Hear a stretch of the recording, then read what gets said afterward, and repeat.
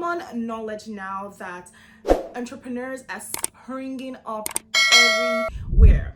It's never been this easy to start a business. Like, there's no barrier to entry, unlike before when you need like $1 million, you need so much money, you need a space, a retail space, you need so much. But now, with literally sitting in your house with zero money in your account, you can start a business in today's day and age. So there are lots of businesses that are started up. But what I want to talk about really today is something that it's something that it's, has been on my mind for a while, because I'm someone who have a career. I have an active career that I love, and I also have a business that I love. So a lot of times what I see when I go online and when I see discussions is either like, oh, I don't want the 9 to 5 lifestyle. I just want to coast in like Jamaica, sipping my, I don't know, my latte or something. I don't know what they drink there. I would just want to coast somewhere where I run my business online and travel the world. Or I just want a 9 to 5 career, and I don't want to deal with the hassle of having a business. So it's either you are choosing a career or choosing a business. But the reality of the situation is that more and more people are having businesses while also having careers.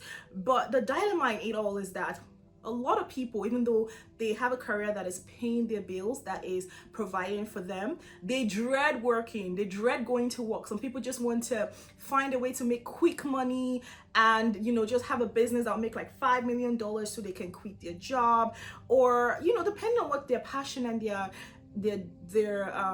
their goal is. So I'm someone who actually loves my career, and I have a great passion for my business, and that's what I want to talk about today: how to manage running a business and also building your career. It is not easy. It's one of the toughest things to do, but when you create a system, when you create a process where you can make things easier, things just get better. I don't think it's healthy to go about, hating your job, especially if it's something that provides for your family. You have bills to pay. We all have bills to pay, with mortgages, rent, and all of those things. And the reality is that a lot of times when you start your business, it doesn't give you enough capital yet for you to sustain your lifestyle.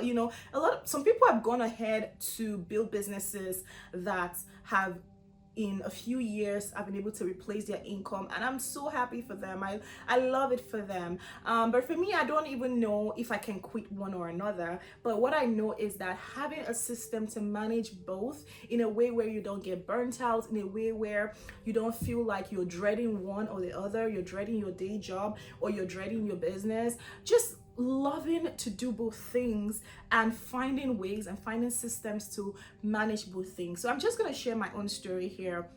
So I currently have a day job that I love, and I also have a business. So my business, actually started my business before this career I'm in right now.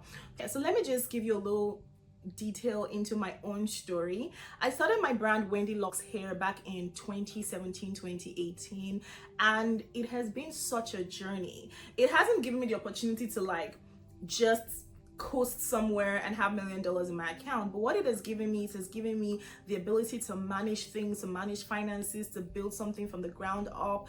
I learned so many skills, and I'm still learning so many skills in my business that are actually helping me in my career. So I really love the fact that I went into business, and I didn't have any background in business. My parents were like career people, and none of them went into business, but for some reason, I just loved and fell in love with the business space. I fell in love with having an idea and building it from the ground up, just doing all the groundwork. And now having a business is so glamorized, but it is not easy, because sometimes you can go months without making any money, or you can encounter different problems and different issues while running your business. But what would really sustain you is having the passion to keep going, the passion to keep going forward, and just enjoying every single bit of the process. So when I started my business, I just started it from the trunk of my car. As I was in graduate school, so I was doing my master's at the time. I was doing my master's degree, and I never wanted to be a business person. That's the truth. I never one day oh, I want to be a business person. That's my lifelong dream. But I've always been a very creative person. I started my career in radio, and then I moved on to doing my master's in mass communications, I've always been that person that is always thinking of like, what can I do better? What idea can I come up with to work with? So at the time I was in graduate school and, or I was just wrapping up my master's program, and budget was very tight. Everything was tight. Your girl was broke. And I was just like, how am I going to make extra money? And I was an international student. I just came from Nigeria like 2-3 years before then. And apart from that, I also wanted to slay. Like, I love human hair. I love good wigs and good hair.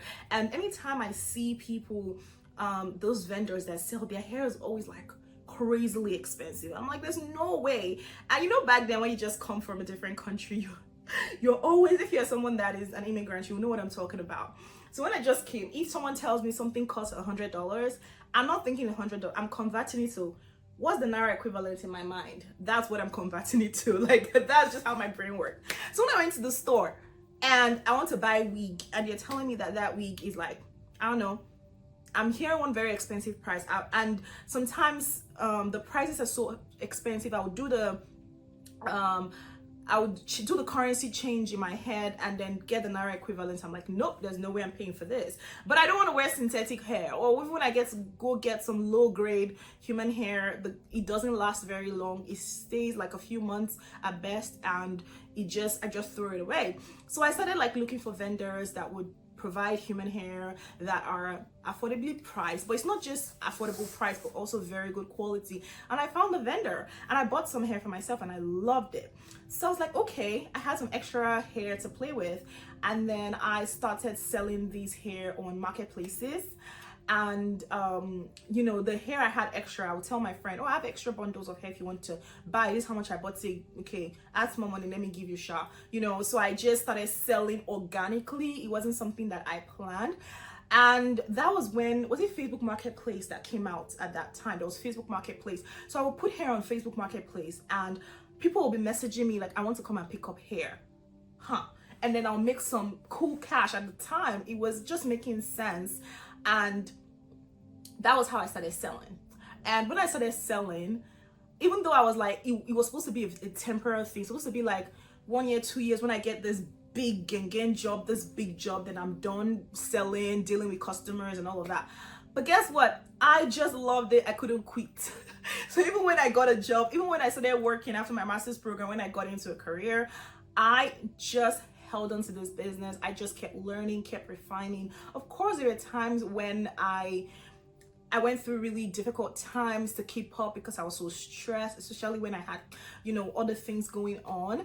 But what I would do, the worst that would happen is I would just stop posting or doing any business activities for a few months. But after a few months, I just feel like it's God who just tell me, Wendy, don't give up on this thing, and I'll keep going back to that thing. And I've been in business ever since. It hasn't made me like a millionaire yet, but I'm just so proud of the process. I'm proud of the people that I got to meet through this process, the things I got to learn through this process, and the things that I'm still learning. And even though I started with human hair, now I am so happy that we've launched hair products. So not just human hair now, I now curate other products on my store. So you will find things like hair butters, hair oils, just wonderful shampoo, conditioners, silky like nets and bonnets and hair curlers, things like that, because it's always been like a plan of mine to expand into hair care. And I'm happy that we just launched some new products on the site, and also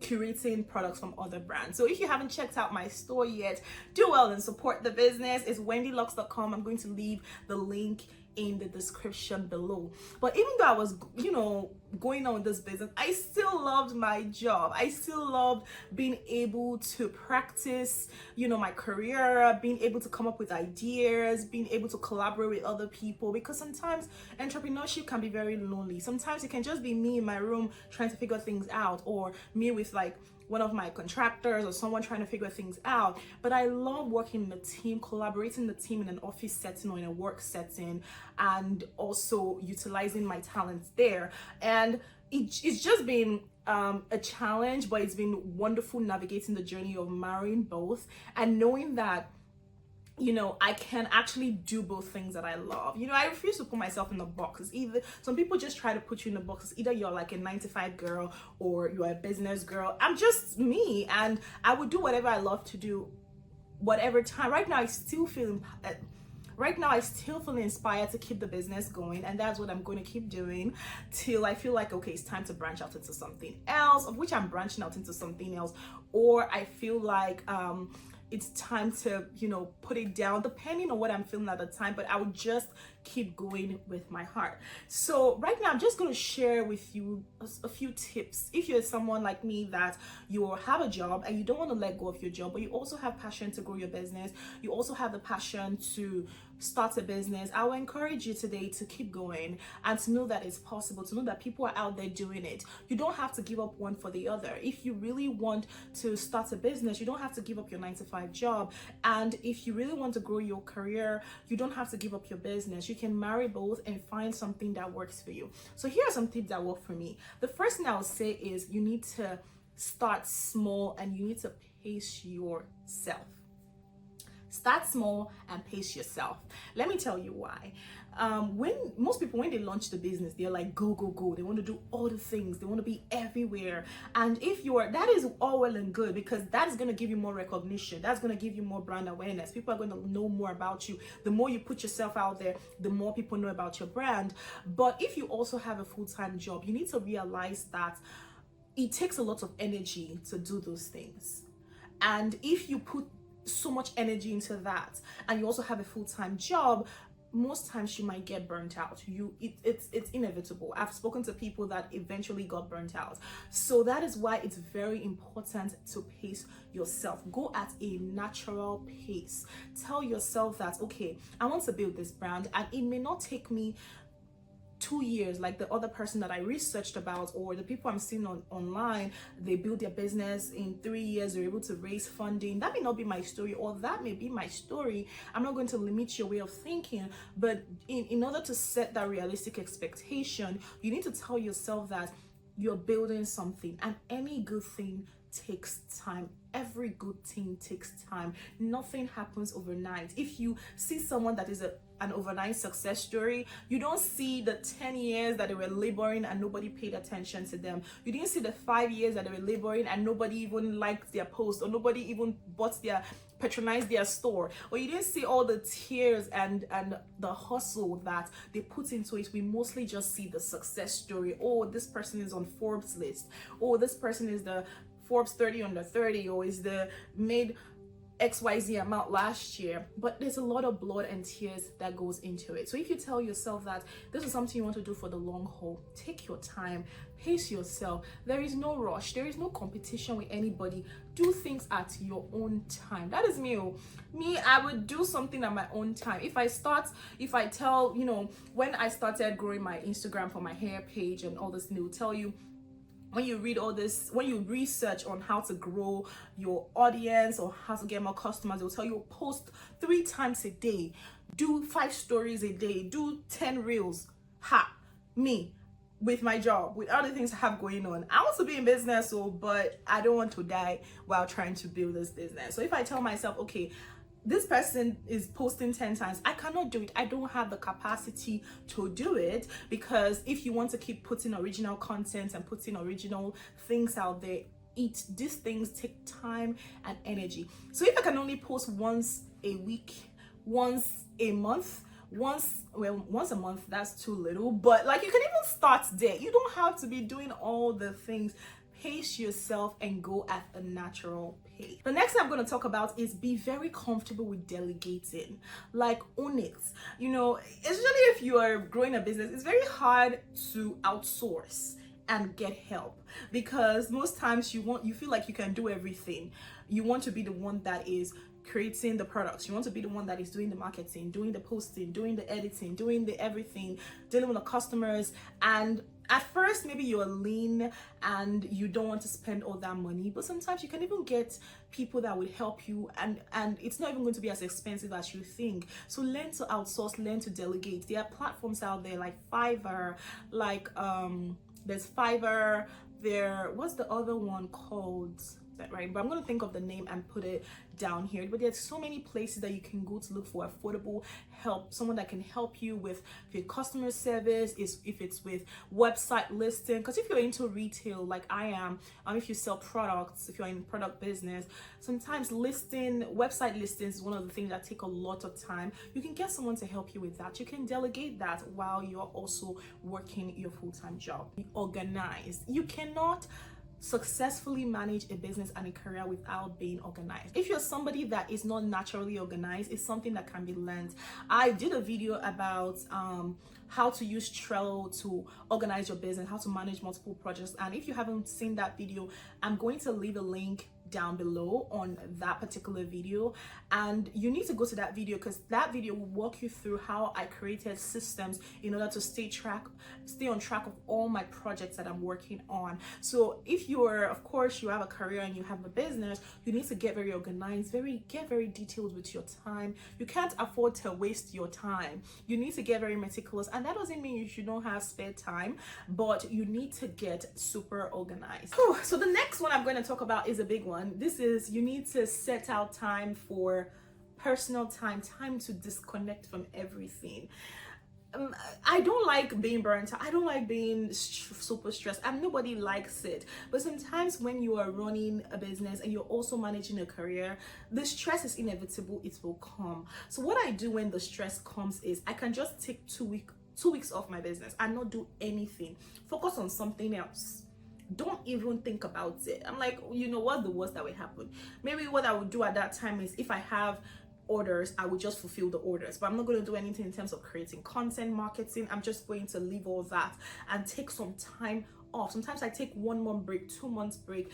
Don't be afraid to take breaks from your business, because at the end of the day, if you are not healthy enough to show up for your business, then what's the point? If you are going to work yourself to the bones and be sick and be stressed, what's the point? So if you find out that you are really burnt out, super burnt out, do take some time off from whatever it is. Either you can take vacation time from work, if your work allows it. You can cut down on your hours for a while. You can take a little sabbatical. Whatever it is that will give you time to refresh and to be re-inspired to come back and continue growing your business and also your career. The next one I'm going to really touch on is, you need to give 100% to the task at hand. So for me, when I'm working. If I'm working on my job, I'm working on my job. I'm not thinking about business. And when I'm doing my business, I'm not thinking about the other thing. So that's why time blocking is very essential. Blocking out time, that this is the time allocated for this thing. So like we talked about, if you're starting slow, you're building your business slowly, small.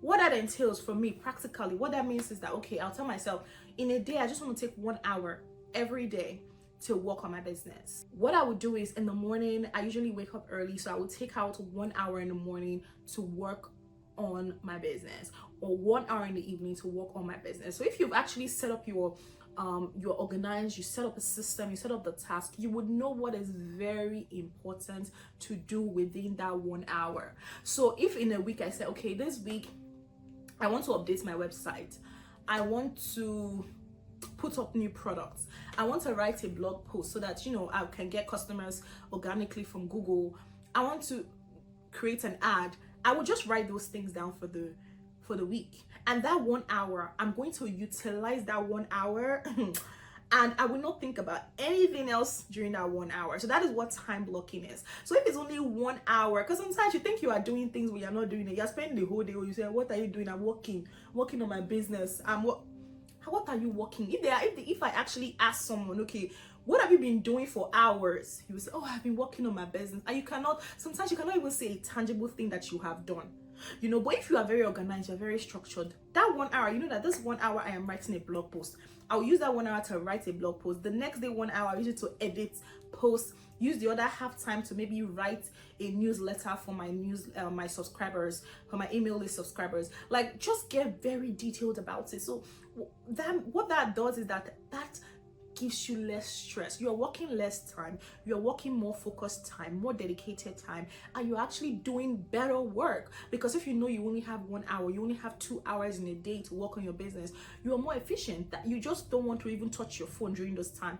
You just want to get these things done. Why? Because you know that if you don't do it, that means all the things you set out to do this week is going to move into next week, and it's going to maybe delay something, delay sales, or delay anything you have going on. So building that focus time is going to be very, very important and very helpful for you to keep moving forward. So the last thing I'm going to touch on when it comes to managing a job and a business. So if you're somebody that your business is something that you want, you have to weigh your options. Where do you want to go in the next 10 years? Do you want to go full-time business person, full-time work person, or 50-50?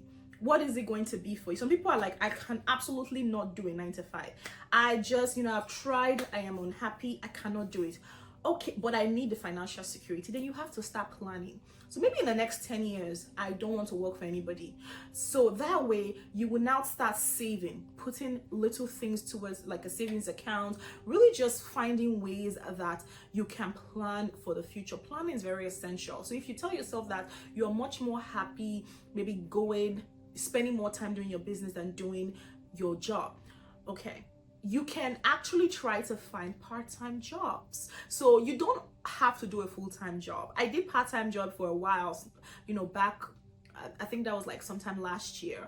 You can do part-time jobs, work 20 hours and use the other 20 hours to work on your business. There are so many jobs you can do from your home, remote jobs. I've done a video on different jobs you can do from your home, flexible jobs you can do from your home that you can start. There's some website that you can do. The pay may not be all that great, but it is something towards your bills so that you can do it and also build your business. I was listening to Lauren Bostick of the Skinny Confidential, and she talked about how she was a waiter for years while she was building her blog. She knew that she wanted to build the blog, she wanted to grow that business. That was it for her. So what she did was she became a waiter. She would spend her nights waiting at a restaurant, and then go home, sleep, use her day to blog and do the things that she loved. And now she is so established in her business that she doesn't even need to work for anybody again. So you just need to have that strategy on how can you transition, or how can you balance your time, maybe part-time job and part-time business, part-time job, full-time business, whatever works for you.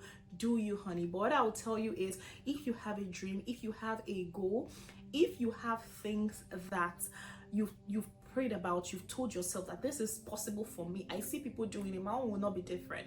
Girl, go for it. Don't let anybody stop you. Don't let anybody tell you that your dreams are not valid. Don't let anybody tell you that your plans are not valid. Even if you may not look like it right now, you may sit and be like, nobody's buying from my store, nobody's patronizing my business, nobody's even, what's going to yield, is this business even going to yield anything? You may be discouraged from going forward, because business, sometimes you can have slow times, or you can have times where you have all the customers and time when the customers are not coming. But stay encouraged and just stay committed to the process. And whatever you do, always remember that you should do what you love. Go after your dreams, go after what you love, and I pray that everything is gonna go great and smooth for you. Well, that's it for this video. I didn't plan to turn this into a prayer session, but I just felt so led to really encourage someone, because I knew I've been there before. And anytime I feel discouraged, anytime I feel like, this business is not even worth it, let me just throw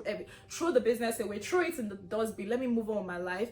God keep bringing me back. God keeps telling me that, Wendy, just keep going, and I'm so glad that whenever I get that nudge in my spirit, whenever I get that nudge in my heart, I go after it.